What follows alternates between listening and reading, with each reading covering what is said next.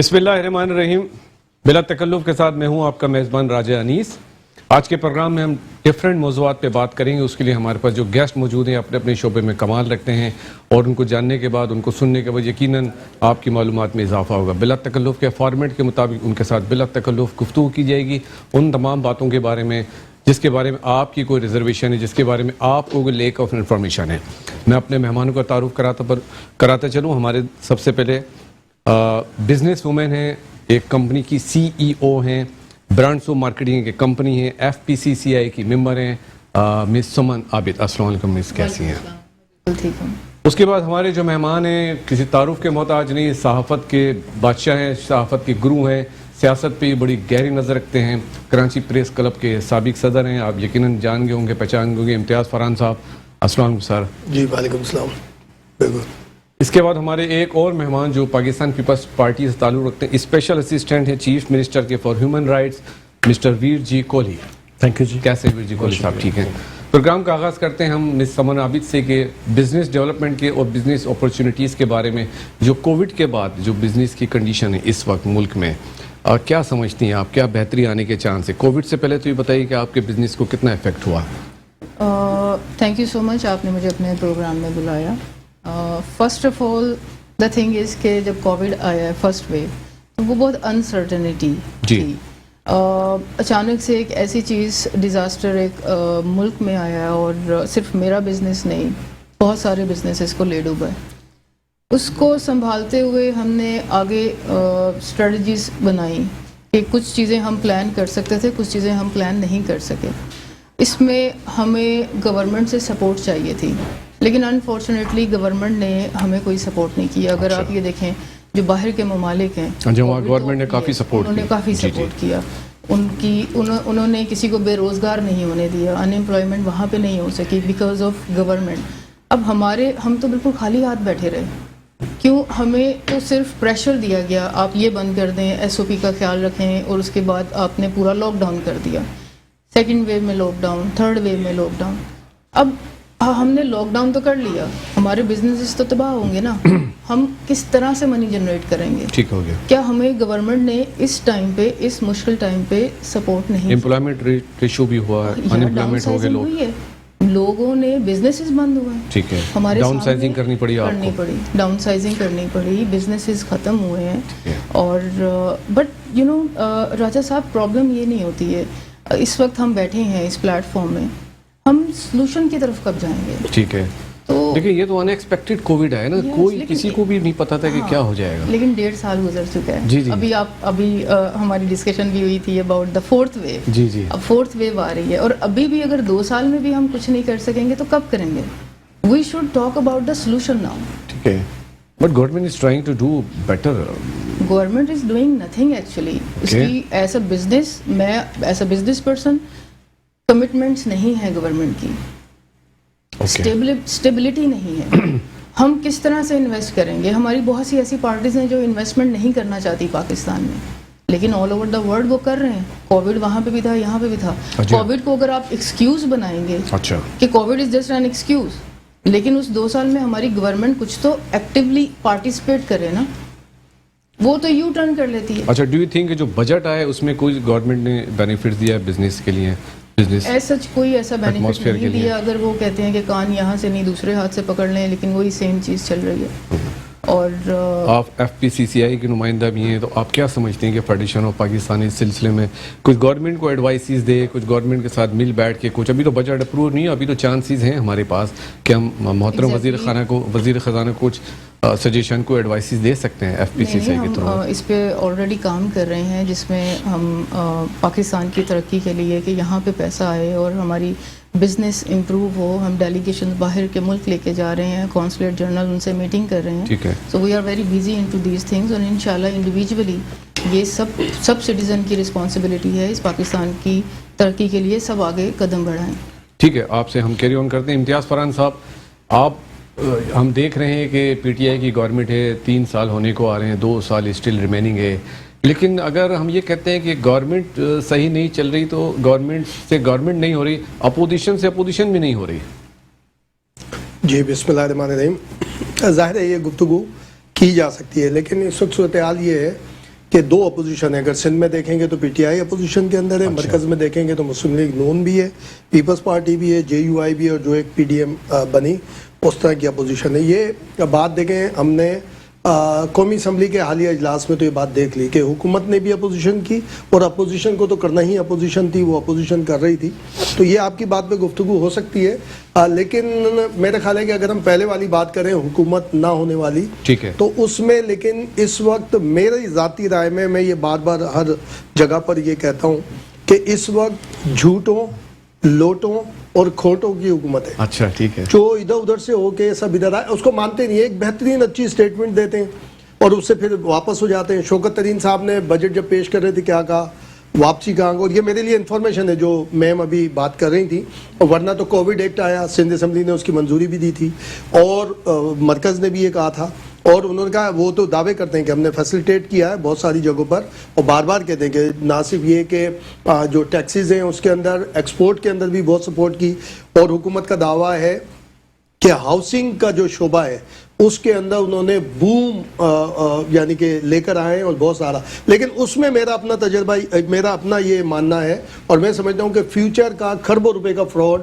کھربوں روپے کا اسکیم آئے گا ہاؤسنگ اسکیم کے اندر, کہ عوام کے نام پر جو ایک چیز ہے کہ جناب اتنے روپے, مثال کے روپے 18 یا 27 لاکھ روپے گورنمنٹ دے گی, وہ لون ملے گا آپ کو, 3 لاکھ روپے آپ نے سبسڈی ملے گی آپ کو, اور آپ کی انویسٹمنٹ ہے جو بھی لینڈ کی انویسٹمنٹ ہو یا 5. تو میں سمجھتا ہوں کہ کوئی ایک مجھے پبلک سیکٹر کا, پبلک کا ایک وہ بتا دیں جو ایک عام آدمی کے لیے پروجیکٹ ہو, جو شہر کے قریب ہو, جہاں پہ کوئی مڈل کلاس یا لوور مڈل کلاس امیجیٹ پہنچ سکتا ہو. اٹ مینس کہ جو بلڈر یہ پروجیکٹ شروع کرے گا وہ اس کو تو فائنانس ہو جائے گی, لون آ جائے گا میرے پر یا آپ کے اوپر, جو بکنگ ہولڈر ہوگا اس کے اوپر آئے گا.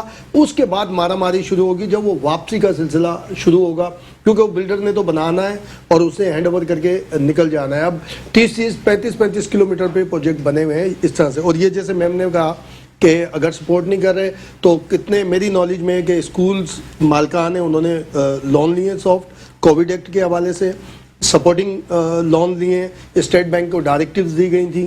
اگر نہیں ہے تو یہ ایف پی سی سی آئی کا فالٹ ہے یا فیلئر ہے کہ وہ اس پہ گفتگو کیوں نہیں کر رہے, کیونکہ ایف پی سی سی آئی کے جو بڑے بڑے لوگ ہیں ان کی تو ہم واٹس ایپ گروپ کے اندر بھی بڑی تعریفیں سنتے رہتے ہیں, وہ تو یہ کہہ رہے ہیں کہ اس سے اچھی اکنامی ہو ہی نہیں سکتی جتنی اب اس دور میں ہو رہی ہے. تو میں سمجھتا ہوں کہ میم کو as being a member of the F P C C I ان کو باقاعدہ کوشچن ریز کرنے چاہیے گورننگ باڈی کے نام بھی, اور جو چیئرمین ہے کہ جناب مجھے یہ پرابلمز ہیں اور اس طرح سے. اب دیکھتے ہیں بہت ساری باتیں ہوتی ہیں, اچھی پریس کانفرنسز ہوتی ہیں کہ جناب یہ ہوا یہ ہوا. اب دیکھیں نا, اگر ہماری کاپس کے اندر بوم آیا ہے اللہ کے فضل و کرم سے اور پی ٹی آئی کی حکومت کی وجہ سے, بقول زرتاج گل صاحبہ کہ آیا ہے, تو ہم 30 لاکھ ٹن امپورٹ کیوں کر رہے ہیں گندم, ہم کیوں اس کو لے کر آ رہے ہیں؟ ہم اپنے اتنا پیسہ جتنی قیمت پہ ہم باہر سے امپورٹ کر رہے ہیں اپنے گروور کو اگر ہم دے دیں. ایون وزیر خزانہ صاحب نے کہا کہ چاول, آٹا, گندم سب امپورٹ کرنا پڑے گا. ہاں یہ بالکل, تو یہ اتنا پیسہ اگر آپ اپنے گروور کو ہی دے دیں, اس سے آدھا پیسہ,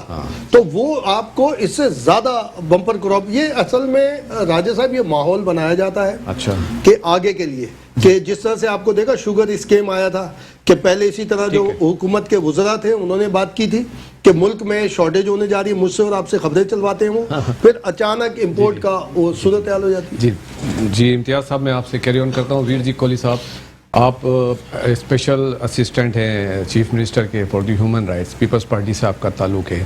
تو میں یہ سوال پوچھنا چاہوں گا کہ پیپلز پارٹی سندھ میں تو کچھ نظر آ رہی ہے لیکن پنجاب میں کوئی فنکشنل نظر نہیں آ رہی, جس کی وجہ سے اب زرداری صاحب وہاں پر گئے اور انہوں نے سب کو گیدر کرنا شروع کیا ہے. تو ساؤتھ پنجاب دیکھیں, سینٹرل پنجاب دیکھیں, وہاں تو کوئی اس کی خیبر پختونخوا میں بھی نہیں, صرف لاہور میں یا چند جگہوں پر پیپلز پارٹی کا وجود رہ گیا. دیکھیں یہ آپ کس بنیاد پہ کہیں گے, کیونکہ وہاں پر جو جلسے جلوس وغیرہ ہوتے ہیں, جو ہمارے چیئرمین صاحب کے وزٹ ہوتے ہیں, وہاں سے آپ آئیڈیا لگا لیں کہ کتنا ہجوم اور کتنے لوگ ساتھ ہوتے ہیں. اب آپ آئیڈیا لگائیں گے الیکشن پہ, تو الیکشن تو یہ ہے کہ یہاں پر کراچی سٹی کا ہم جہاں بیٹھے ہوئے ہیں کہ ایک الیکشن میں ایک بندہ الیکشن ووٹ لیتا ہے 95,000, اور جب اگلا الیکشن آتا ہے اس میں 10,000 ووٹ لیتا ہے. تو वोट के बुनियाद पर पाकिस्तान जैसे सोसाइटी के अंदर जिस तरह पिछला पूरा प्रैक्टिस रहा है तो उसमें आप कोई आइडिया नहीं लगा सकते। ठीक है। दूसरा ये कि मैं आपको बताऊं कि जो इस तरह के जो टॉक शो होते हैं अमूमन कुछ टॉक शो ऐसे हैं जो जहां से हमें कुछ सीखने को मिलता है, अदरवाइज तो टॉक शो हालांकि जो दानिश्वर लोग होते हैं, बड़े पढ़े लिखे समझदार बड़े एक्सपर्ट लोग होते हैं जिनका काम होता है कि हुकूमत को वक्त हुकूमत जो भी है वो पीपल्स पार्टी हो कोई भी पार्टी हो उनको तज्जिए देना, उनको राय देना, उनकी सलाहत को बढ़ाना, उनको उनकी इस्लाह करना, ये चीज़ होता है। यहाँ पर हमने रात को तकरीबन देखते हैं टॉक शो, उसमें डॉक्टर साहब आप डॉक्टर हैं शायद, है ना? जी जी प्लीज सॉरी। तो यहाँ पर ये होता है कि जो हुकूमत को गाली ना दे, जो हुकूमत को बुरा भला ना कहे, जो हुकूमत की टांगे ना खींचें, तो तब तक जेड़ा झगड़ा ना हो, बीच में एक दूसरे की लानता ना हो, तो गाली गलौज जब तक ना हो टॉक शो मजा नहीं आता। तो ये जो ट्रेंड पड़ गया है, तो अगर हाँ ठीक है, देखो मैं एक्सपर्ट नहीं हूँ हर सब्जेक्ट का, ठीक है, मेरा काम पॉलिटिक्स है, मैं सियासी बंदा हूँ।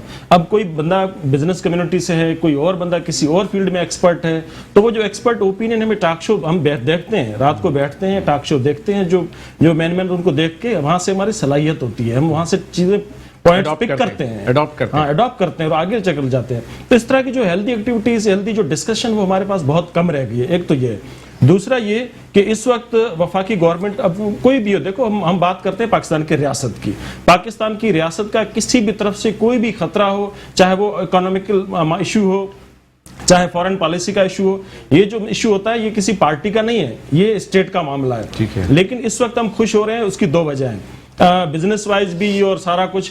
देखें जब ये कोविड आया है तो उसके बाद इंटरनेशनल कम्युनिटी, जितनी भी इंटरनेशनल हमारे यहाँ से जो बाहर लोग बैठे हुए थे ओवरसीज पाकिस्तानी, वो सारे वहां से बैक हुए हैं, मेजॉरिटी, अक्सरियत, मेरा ख्याल मोर देन 50% लोग वापस आए हैं। जब वापस लोग आए हैं तो अपना वहाँ जो भी थोड़ा कुछ बिजनेस वगैरह था वो सारा पैसे वैसे वापस लेकर आए। तो हम यहाँ खुश हो रहे हैं कि जी पैसे आ रहे हैं, बाहर से देखो पैसे आ रहे हैं, तो ये पैसे उनके आ रहे हैं जो बेरोजगार भी आ रहे हैं साथ, तो लाखों लोग बेरोजगार आ रहे हैं, एक नंबर 1। नंबर 2 कि इस साल कोविड की वजह से हमें जो है ना अपना जो इस तरह जिनसे हमने कर्जे लिए हुए थे, बहुत सारे इदारे हैं, 3-4 ऐसे इदारे हैं जिनसे हमने कर्जे लिए हुए थे, तो उनको हमने अभी सिर्फ जो ऊपर उनका जो ब्याज बनता है, इंटरेस्ट बनता है, वो हमने सिर्फ वापस दिया, उनकी किश्तें वापस नहीं दी हैं। ठीक है, वो इसलिए नहीं ली, लेकिन उन्होंने हर इसलिए नहीं ली कि वो कोविड की वजह, पाकिस्तान कोविड पूरी दुनिया में। तो हमने इस वक्त थोड़ा सा जो चीजों को गेन किया, तो हम उस वजह से खुश हो रहे हैं कि देखो हम आगे जा रहे हैं। ये जो मामला है ये हमारी रियासत का मामला है। तमाम पॉलिटिकल पार्टीज को मिलकर इस कोविड की सिचुएशन, ये कोविड को आम चीज नहीं थी, बहुत खौफनाक चीज थी।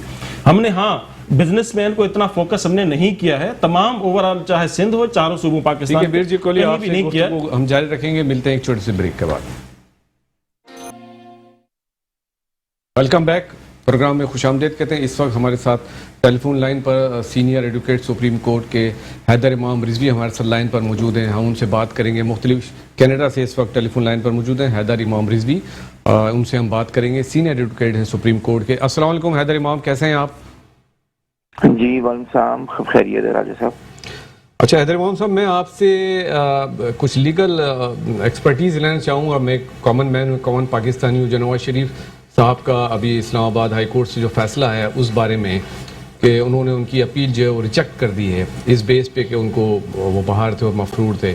मैं सिर्फ ये पूछना चाहूँगा कि अब लेट सपोज वो पाकिस्तान आते हैं, चाहे वो सेल्फ आए या गवर्नमेंट उनको लेकर आए, तो उनकी क्या पुली होगी? क्या वो जेल जाएंगे या वो आके अपील फाइल करेंगे? क्या करेंगे? उनकी क्या स्ट्रेटजी होगी और वो कहाँ खड़े हुए हैं इस वक्त? देखें, कानूनी तौर पर तो ऐसा हुआ है, जो अभी सूरत हाल हुई है जजमेंट के बाद, हाई कोर्ट ने इनकी जो अपील है इस्लामाबाद हाई कोर्ट ने कंडीशनली डिसमिस की है। और वो डिसमिसल ऐसे हुआ है कि उन्होंने ये हाई कोर्ट ने ये डायरेक्शन दी है कि नवाज शरीफ साहब की अपील इस वजह से डिसमिस की जा रही है क्योंकि वो एब्सकॉन्डर हैं और एब्सकॉन्डर की अपील इंटरटेन नहीं की जा सकती।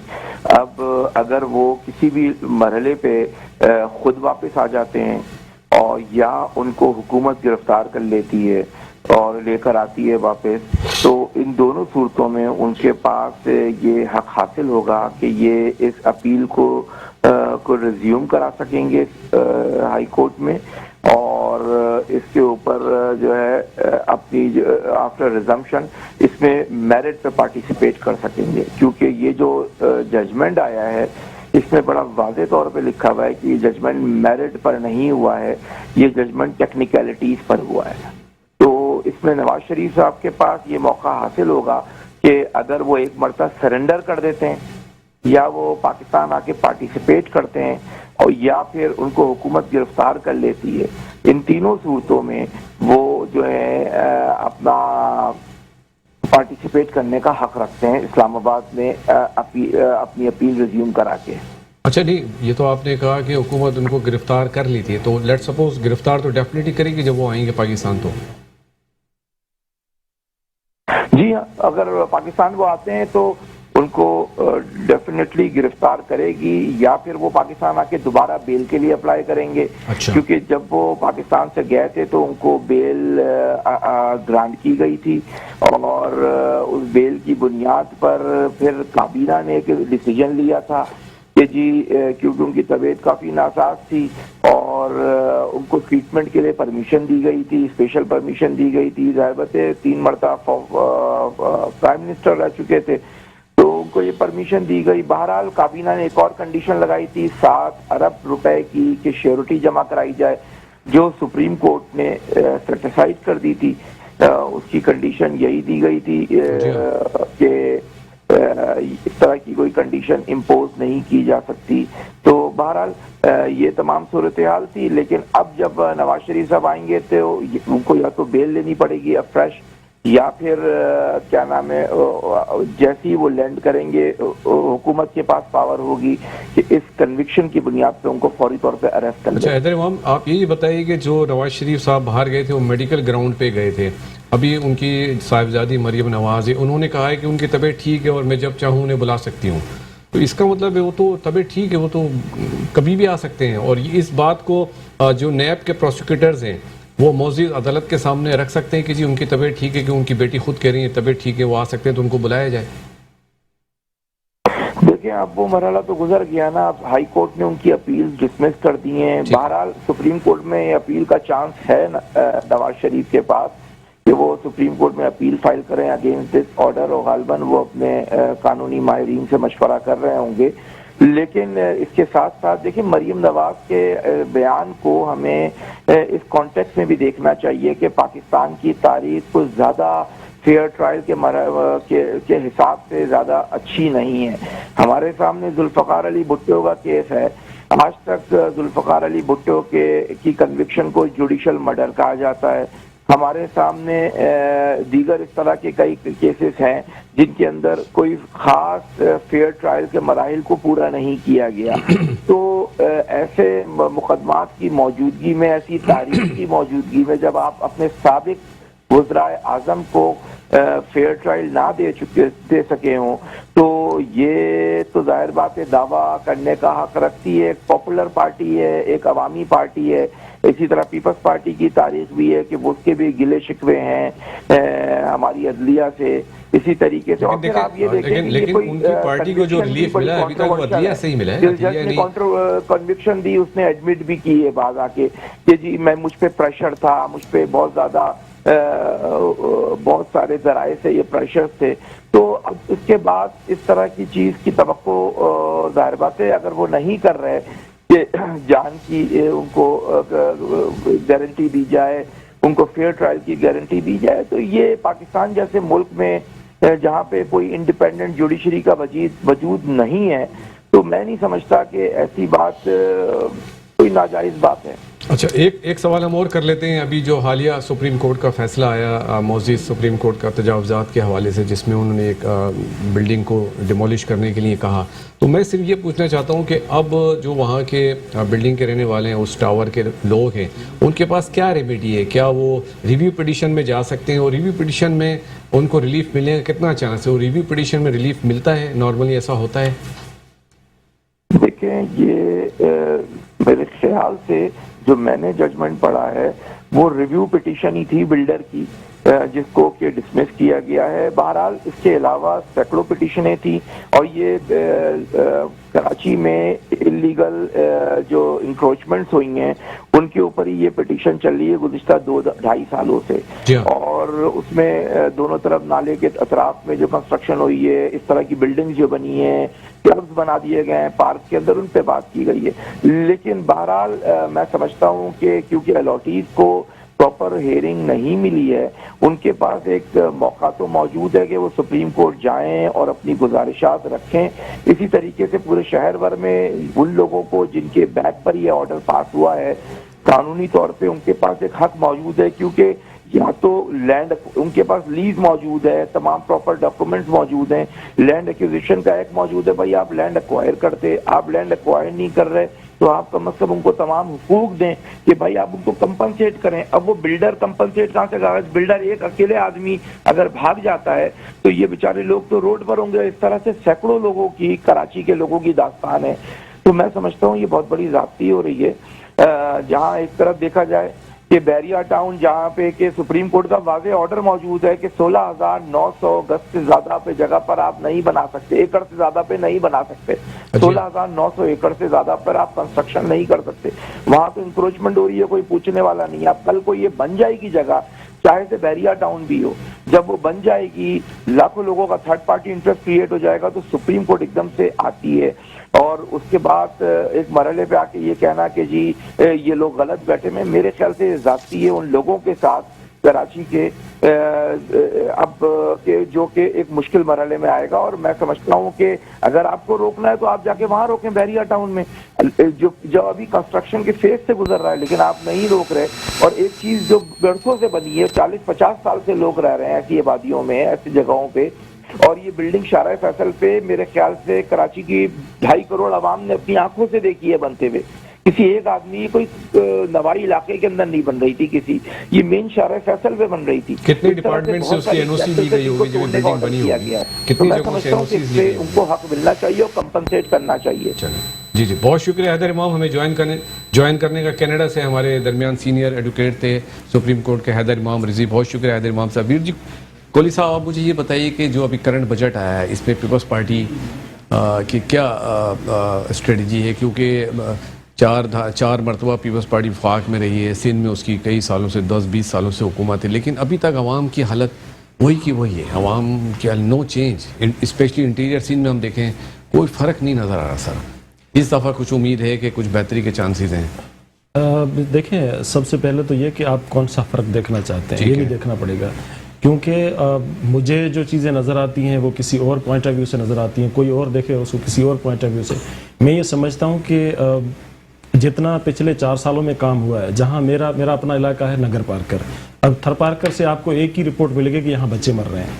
اور مجھے حیرت ہوتی ہے ایز اے تھری ہونے کے ناطے, میں تھر سے جب باہر کہیں جاتا ہوں, یعنی کہ سندھ سے باہر کہیں بھی جاتا ہوں, لاہور, اسلام آباد, تو سب سے پہلا سوال ابھی تک تھر میں بچے مر رہے ہیں, تو مجھے حیرانگی ہوتی ہے. تھوڑی دیر پہلے جو میرے بھائی کہہ رہے تھے بالکل اسی طرح ہے. آپ کسی بھی ڈسٹرکٹ ہاسپٹل میں چلے جائیں پورے پاکستان میں, اور اس پہ میرے پاس ڈیٹا موجود ہے, میں آپ کو چیلنج کر سکتا ہوں کہ پورے پاکستان کے جتنے بھی ڈسٹرکٹ ہیڈ کوارٹر ہاسپٹلز ہیں اس میں سب سے کم ریشو تھر پارکر میں ملے گا. جی ویر جی کوہلی, آپ سے ہم بات کرتے ہیں, ملتے ہیں ایک چھوٹے سے بریک کے بعد.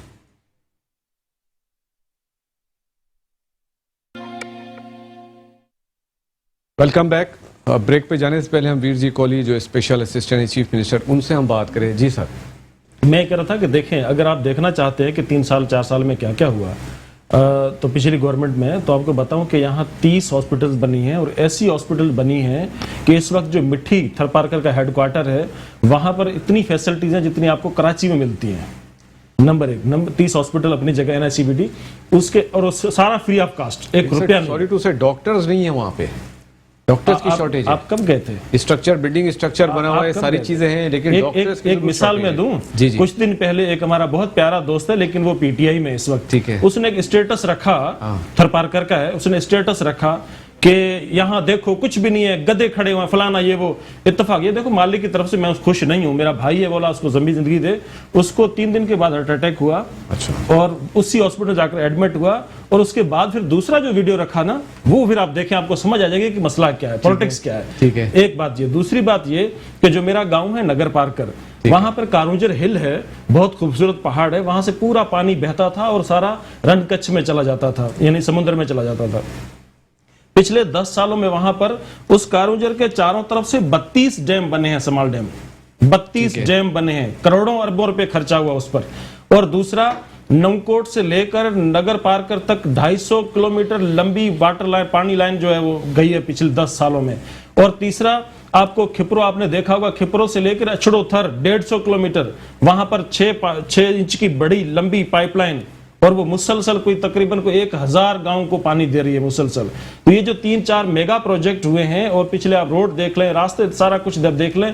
لیکن ہاں, اگر دیکھنا چاہیں, دیکھو نا, میں وکیل بندہ ہوں, میرے پاس میں دیکھتا ہوں کہ میرے پاس آتا کون ہے. اگر میرے پاس آتا ہے فریادی تو میں اس کے حق میں دلیل بناتا ہوں, اور اگر میرے پاس آتا ہے جوابدار جو اکیوز ہوتا ہے تو میں اس کے حق میں دلیل بنا لیتا ہوں. تو یہ جو ایکسپرٹ لوگ ہوتے ہیں نا, میڈیا کے ہوں چاہے ہم لوگ وکیل ہوں, تو جو جس کے حق میں یا مخالف میں جو بھی دلیل ہمیں پیش کرنا چاہیں وہ میں مل جاتے ہیں سماج کے اندر. فرحان صاحب, میں آپ سے پوچھنا چاہوں گا, جو گورنمنٹ نے بجٹ پیش کیا ابھی, تو پہلے انہوں نے موبائل کالز پہ, انٹرنیٹ پہ ٹیکسز لگائے, پھر ریورس کر دیے, لیکن آج پھر نیوز آئی کہ گورنمنٹ نے اس پہ پھر ٹیکسز امپوز کر دیے.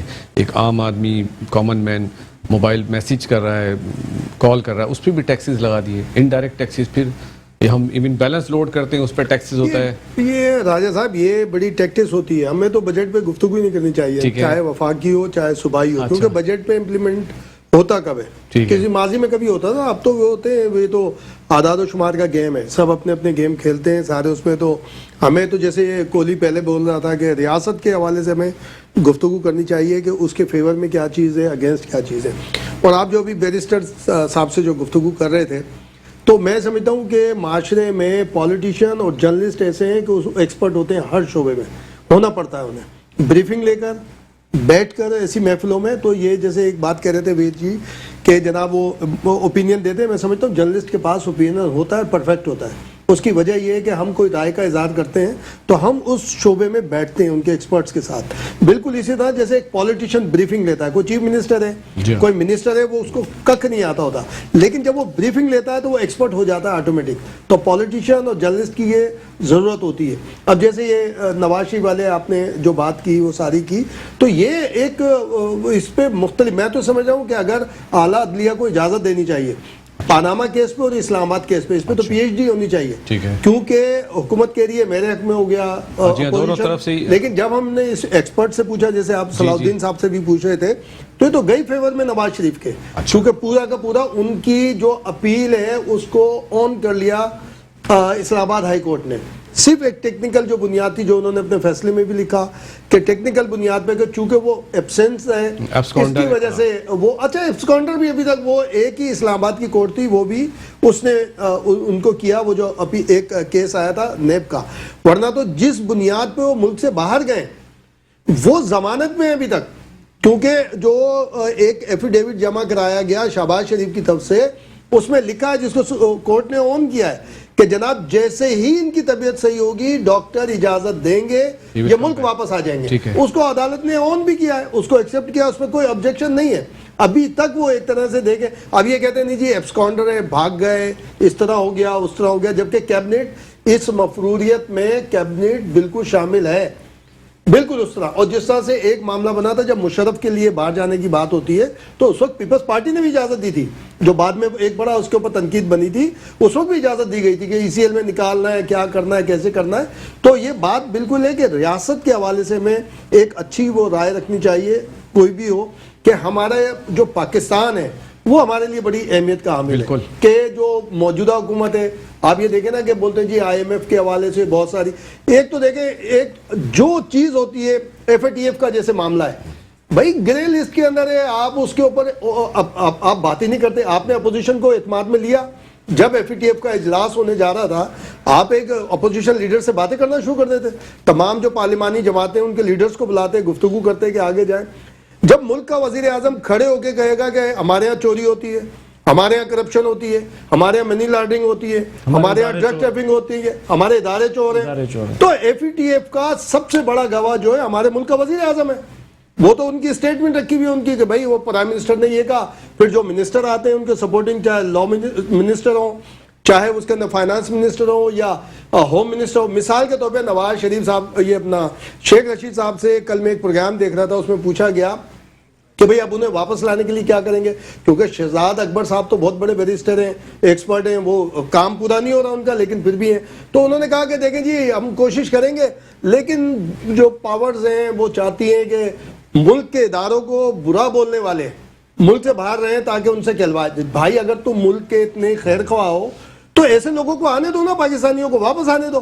آپ ان کو بولے جی ہم آپ کو بیل بھی گرانٹ کرتے ہیں, ہم آپ کو ساری چیزیں فیسلیٹیٹ کرتے ہیں, آئیں واپس ملک میں. آپ کیا سجیشن دیں گے گورنمنٹ کو, اپوزیشن کو, کہ مل کر بیٹھیں اور کوئی نہ کوئی مسئلے کا حل؟ دیکھیں حکومت کی ذمہ داری ہوتی ہے, حکومت کی ذمہ داری ہوتی ہے کہ مل کے بیٹھے. ٹھیک ہے, حکومت نہیں بیٹھ رہی, اور وہ مختلف جب یہ بات کرتے ہیں نا کہ جی این آر او, جب کوئی بات کرتا ہے تو ان کا ایک بندہ آتا ہے بیچ میں, جیسے آپ نے نہیں دیکھا کہ قوالی چل رہی ہوتی ہے تو پیچھے سے ایک صدا لگاتا ہے, ایک وہ تالیاں بجاتا ہوا, تو ایسے ایک صدا آتی ہے جناب یہ بھاگنا چاہ رہے ہیں, ریلیف حاصل کرنا چاہ رہے ہیں, یہ اس طرح, تو وہ سارا کھیل خراب ہو جاتا ہے ساری. اور گورنمنٹ بات نہیں کر رہی نہ, یہ اپوزیشن کی ذمہ داری نہیں ہوتی, یہ حکومت کی ذمہ داری ہوتی ہے اہم ایشوز کے اوپر بات کریں.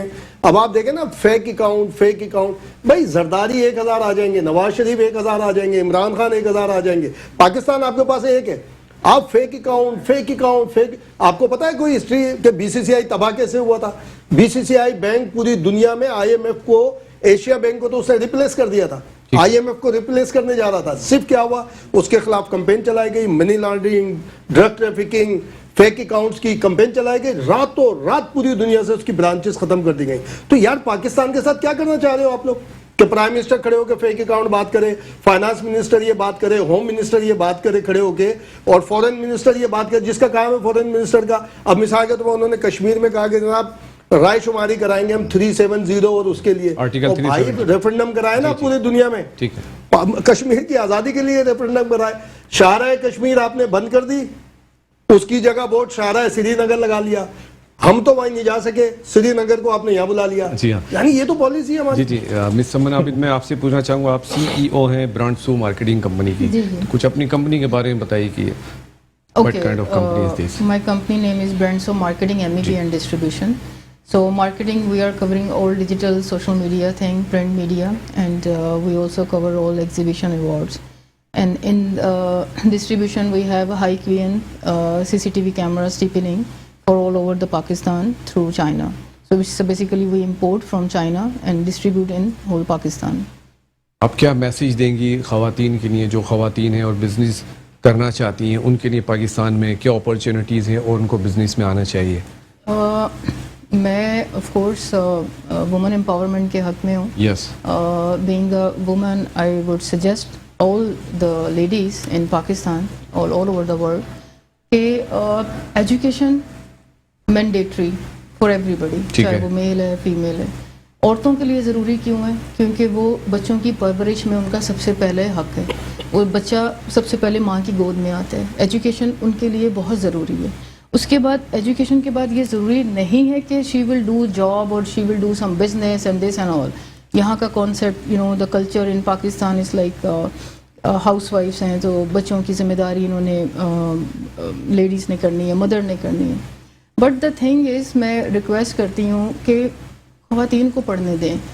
بہت سی ایسی کیسز ہیں, بہت سے ایسے ارد گرد میرے لوگ ہیں جن کی کم عمر میں ان کے ہسبینڈ کی ڈیتھ ہو گئی ہے اور ان کے چھوٹے چھوٹے بچے ہیں. اب کفالت کون کرے؟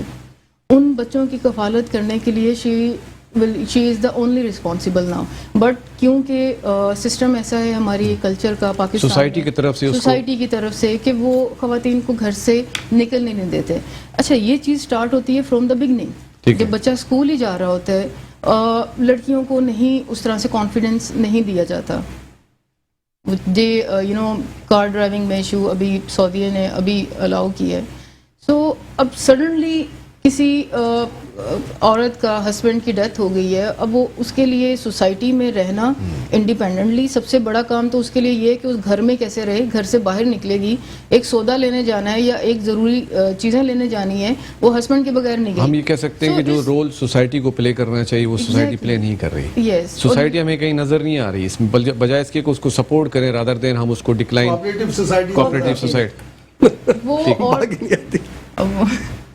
جی جی لیکن یہ ہے کہ میرا ایک چھوٹا سا پیغام ہے. ابھی انہوں نے بہت اچھی باتیں آپ نے کی ہیں کہ جو گورنمنٹ لیول پہ جو لڑائیاں ہیں ابھی بھی اسپیچز میں آپ دیکھیں نواز شریف کے اگینسٹ لائک کہ ٹھیک ہے ہم چاہتے ہیں کہ کسی بھی ملک میں کرپشن نہیں ہونی چاہیے, ہمارے ملک میں تو بالکل بھی کرپشن نہیں ہونی چاہیے, لیکن ایز اے بزنس پرسن ہم اب اس چیز پہ ویٹ کر رہے ہیں کہ وہ اسپیچز کب آئیں جس میں ہمیں ایز اے نیشن ہمارے پرائم منسٹر کچھ ایڈوائزز کریں, کچھ ایسی فیسلٹیز نکالیں کہ جو ہمارے لیے بھی ہوں. ٹھیک ہے ہم 2 سال سے سن رہے ہیں کہ آپ نے ان کے اکاؤنٹ کو دیکھنا ہے, آپ نے ان کی پیسے نکالنے ہیں, یہاں سے ملک کا پیسہ نکالنا ہے, لیکن ہمیں اسٹیبلٹی چاہیے. اوکے سمن عابد آپ کا بہت شکریہ, امتیاز فاران, ویر جی کوہلی, آپ تمام حضرات کا آپ کا بہت شکریہ. بلا تکلف میں آپ لوگ آئے, آپ نے اپنے خیالات کا ہمیں جاننے کا موقع ملا. اس کے علاوہ ہمارے جو ٹیلی فون پہ ہمارے دوست, ہمارے وکیل, سینئر وکیل حیدر امام کینیڈا سے لائن پہ تھے, ان کا بہت شکریہ. اپنے تمام دوستوں کا, اپنے گرد و نواح کے لوگوں کا خیال رکھیے گا. ملتے ہیں اگلے پروگرام میں. راجہ انیس کو اجازت دیجیے. اللہ نگہبان.